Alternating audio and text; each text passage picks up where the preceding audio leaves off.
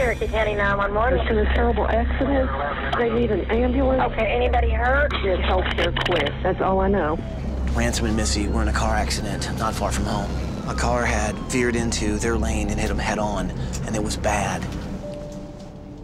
Faith Smith was a single mom. She had 3 kids. Ransom and Missy, both teenagers, and her youngest, Emily. She also worked full-time, but it never got in the way of her loving and caring for her family. I've always worked my whole life for my kids. You know, my whole world has revolved around my kids, and it's always been like that.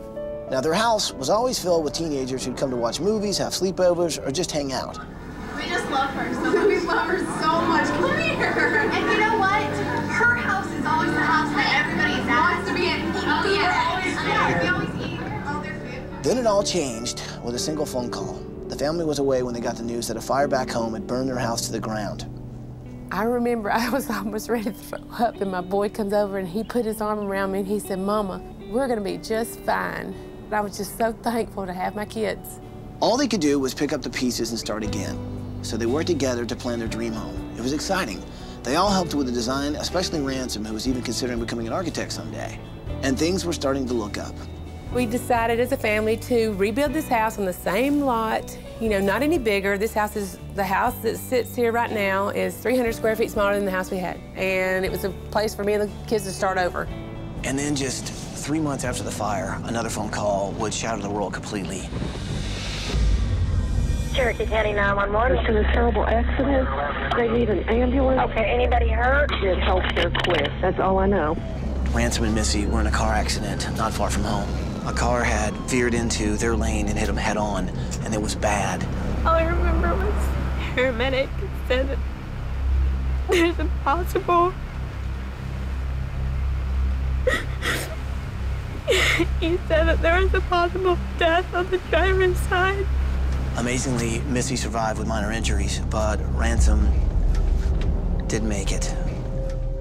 My son died. My son died. And so I try to keep my family together. You know, I try to keep me and my girls just positive. I didn't want to break them down. I didn't want to lose my girls. Now, no parent should have to bury their child. But if there is a silver lining to this whole thing, it's that Ransom was an organ donor. He gave his heart to a 19-year-old girl, and he gave his 2 kidneys and his liver. And so I know out there, there's a part of him living, you know? And if nothing else, that's a great feeling for a mom. It helps Faith to know that her son didn't die in vain. She's also determined to finish the house that Ransom helped plan. The problem is, their insurance money has run out, and the shell of the home is now just sitting out there in the elements, waiting to be completed. She can't afford to continue, but she refuses to let it go. It's all she has left of her son. I'm gonna tell you, I lost a whole lot more than you can ever give me. But this would be a great start for me and the girls, and I hope that that we get some help. We get somebody to help us build this house. That's what we want. We just want somebody to help us build this house back. And I miss him. And I would really love to have this makeover for me and the girls. Wow. They're awesome. So what do you say? Can we do this? Absolutely. Yeah, we have to. Well, then bring it in here, people. Are you with me? Yes. Yeah. Well, then let's do it!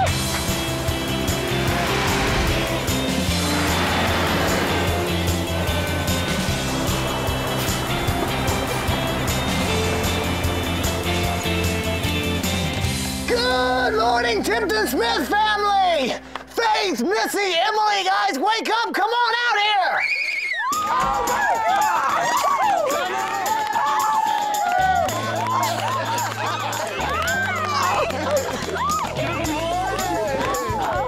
The family had lost their house, then they'd lost Ransom. They've lost a lot in the last 2 years. And so now they're holding on to this house that they planned and they designed with Ransom. They're still paying the mortgage on it while they're paying rent and a rental without any furniture. Luckily, friends and neighbors have given them mattresses to sleep on, but they really don't have anything. Oh, God. So tell us what it's been like, because I know you guys have been through quite a bit. You know, Ransom was the man of my house, and I'm grateful for the 16 years that I got with him. I miss him. It's been 617 days today, but You count all the days. I try not to. I miss him. We miss him, you know. It's just been tough, and I just want a home for me and my girls. That's what Ransom wanted for you guys, too. Yeah, he did. And I tell you what, I know we can't bring Ransom back, but what we can do is try and make his dream come to fruition, to get you guys back in the house as a family.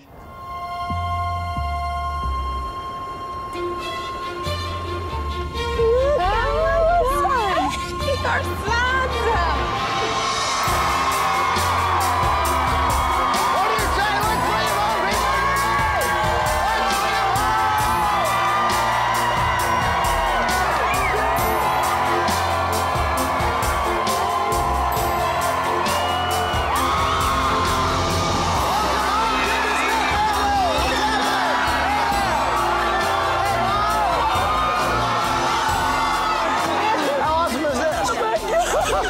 Knowing that we were there without my brother was a little hard, but then when we heard everybody yelling, kind of made him there in a way.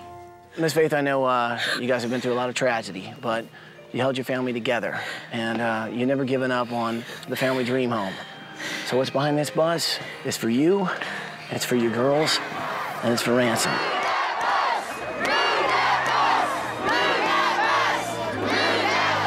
So you guys know what to say, right? Well, say it with me. Here we go. Bus driver, move that bus!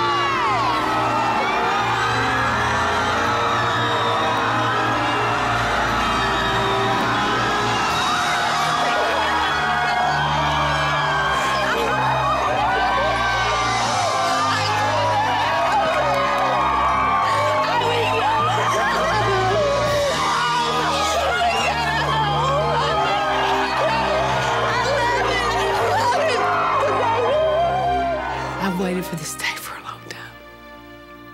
I've looked at that house for the last 2 years. It is a beautiful home. You can tell that house was built with love. I want you to thank some people that worked very, very hard this week. I'm talking about Tony Perry, all the guys from Oakwood